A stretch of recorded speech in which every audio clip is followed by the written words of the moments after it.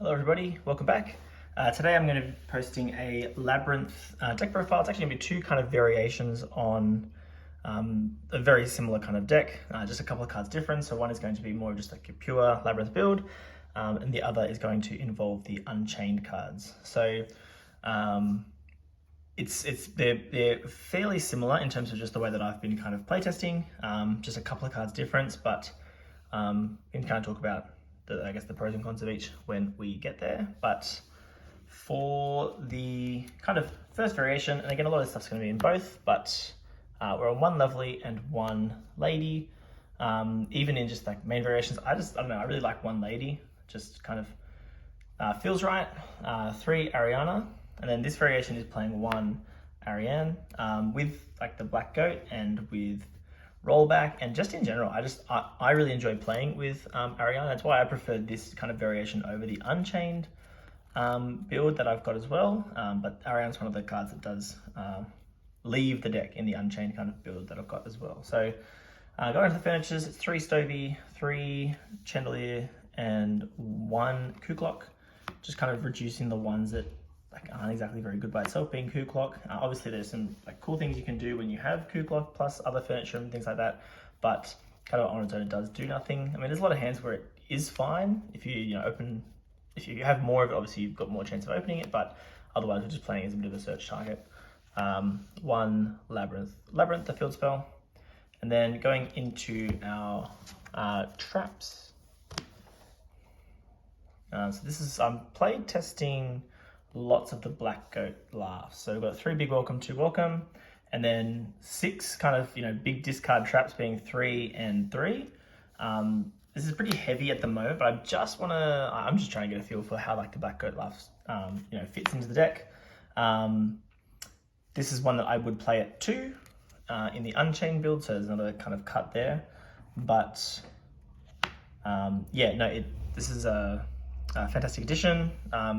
Means that your furniture become a hand trap if you open a furniture alongside black goat laughs. That's why I'm kind of like trying 3 for now, just because you've got more of a chance of seeing it. And yeah, so far it does the job pretty well. And then we have, for non-engine, 3 Pot of Prosperity. Obviously Extra is a great card. I do kind of like the idea of digging for cards you need. I mean, most of the time you're going to open at least one thing that you'd like to see in your hand, and then Prosperity can often dig you for the next. If you open a furniture, you can Prosperity for like one of the better trap cards like Black Goat or Transaction to kind of pitch off it. I just like the digging of Prosperity. And as well, I'm thinking also just on the budget as well about the extra deck and not wanting to kind of go crazy with, multiple Chaos Angels and things like that. But we're then on 1 Called by the Grave and 2 Talents. Don't have to play Talents. I just feel weird not including it in the list just because hand traps are kind of everywhere at the moment. But you could take them out. This is a 40 card list. You could take out the 2 Talents and play like 3 of any other hand trap and call it 41, but be on 12 hand traps. But the rest, so the other 9 cards are hand traps as well. So trying Nib, Droll, and Imperm. So obviously Ash not in the main deck. Thinking, obviously with the format of Fire, Ash is a free body in the graveyard for them to use with Heater, things like that. It's not the best into the Fire matchups. So, I'm siding it and just kind of going more for like high impact hand traps that are going to have a better shot at stopping the Fire deck or slowing it down a bit more. Talents doesn't need to be here. I mean, you could maybe side deck Talents, but again, with hand traps flying everywhere, Talents just feels crazy not to include. But you could very easily just play another hand trap as well. And I often would play 41 and take out the Talents and play 3 hand traps, another set of 3, so you got 12. Could be Ash, could be Veiler, could be something else. But so that's 40 cards for the main deck. The extra deck, and again, there's going to be some slight variations between the 2 kind of builds, but most of these are things that you would kind of have it anyway. So I've got the Chaos Angel, the Typhon. I'm playing some rank 4. So like a lot of this extra deck is so flexible because obviously the deck doesn't need it. That's why it typically plays Extravagance. But just because I can. I've got options. Gallant Granite, Search Nibiru doesn't feel terrible. Dweller's pretty good. Big Goose is pretty good. Then we've got things like Goddess, Access Code, Unicorn, Nutcracker, SP, IP. One Yama. Obviously in the Unchained build this is more important, but in this build it's still a decent recovery tool, but I mean Nutcracker is probably just better. And then Dark, Anima, and Clara, and Rushka. But again, a lot of these cards are fairly superfluous. You don't really need them, but they are nice to have. As far as the kind of swaps you could do, these are the 3 cards that I would be playing in the Unchained build. Arias obviously is useful when you do get hand trapped, because the Unchained package isn't really something that you're necessarily like proactively trying to go for turn 1. Your Labrynth engine is already pretty strong, but you know, if you get stopped, especially having Arias, obviously it's going to summon itself from the graveyard, and that's going to allow you to extend into the Unchained build, provided you've got at least another trap or a fiend to kind of pop with Shavara. But one kind of like little issue I have is like, if you're only playing, for example, 1 Arias, which I don't know, in this specific type of build where you're like focusing on hand traps, I just don't like Arias. It feels like, obviously it reads crazy, the ability to just summon a Labrynth or set a trap from the hand and be able to activate it, like that's crazy. And I love Arias in the like the trap heavy build with Trap Trick and whatnot, which that I'll be kind of doing that profile and updated one to that soon. But yeah, I don't know. It just kind of feels like a bit of an odd card.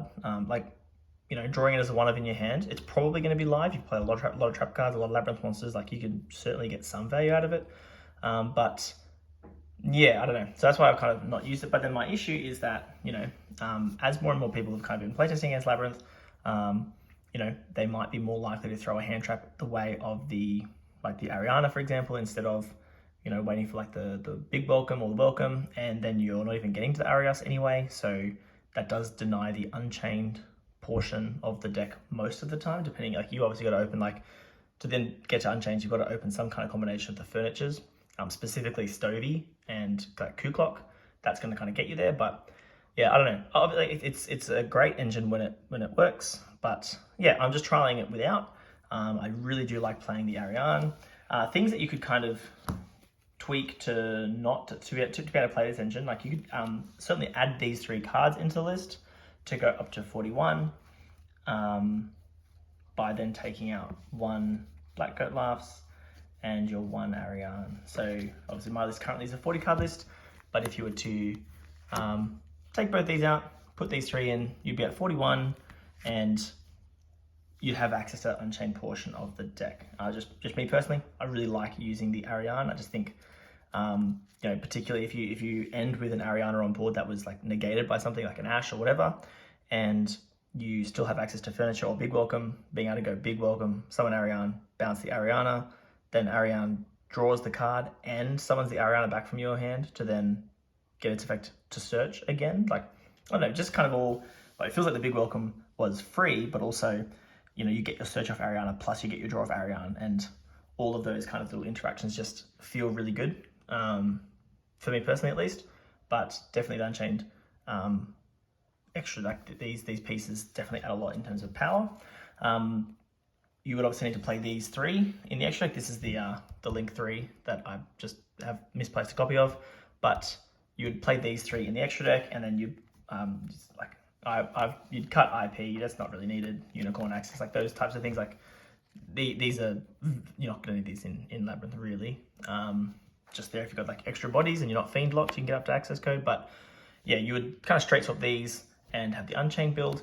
But just at the moment, I'm really enjoying the Ariane side of things, and I'm just trying to test the Black Goat a bit more. So that's why I've gone for this. Like, this is what I'm focusing on, but this is certainly something that I've been testing as well, and definitely is strong. A side deck. Kind of what I'm working with at the moment is Ash, as I mentioned. Bell is crazy as well. Like, both of these are really good against Lab specifically. Cosmic, I really enjoy Cosmic. Crossout is strong also, and just working on evenly matched at the moment. I think there's not really too many negates in the format. Evenly, again, could be a decent option. Just something that I've been mucking around with most recently, but like this could be something else. This could be another hand trap, could be like DD Crows or whatever, but this does give you a pretty nice free board wipe too at times as well. So that is the main extra and side. Let me know what you think. Definitely the Black Goat Laughs is interesting. I love the ability to kind of have the furnitures act more as disruptions as well. And tell me what you think between the Unchained build and the kind of more just pure build, which you prefer and why. But otherwise, that'll be it for this one, and I will catch you in the next one.